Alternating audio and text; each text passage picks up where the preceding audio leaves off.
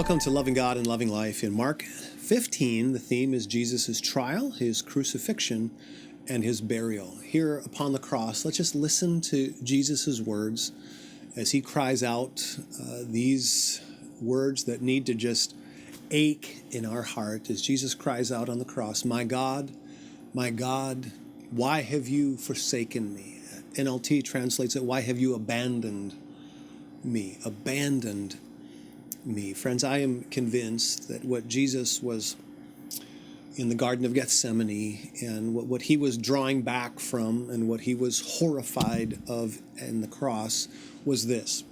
He'd been one with the Father through an eternity past. And I think Jesus' spiritual suffering here is far greater than the physical. I'm not suggesting the physical suffering wasn't great, but I think this, friends, we know the answer to this question. Why was Jesus abandoned?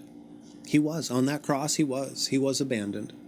He was forsaken. And why?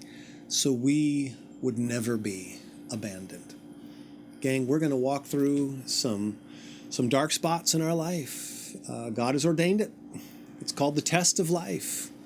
Jesus did. We're going to. But we will never be abandoned. And the best thing about life is not the fact that things work out for us. The best thing about life is the presence of God, the grace of God.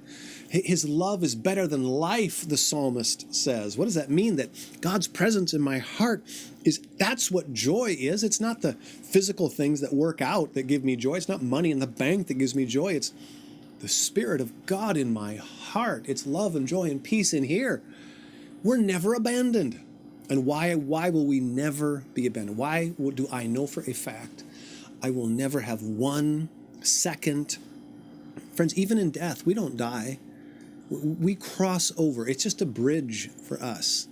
There is never a millisecond where we will not be in the hand of God, in the grace of God. We think of death as this end.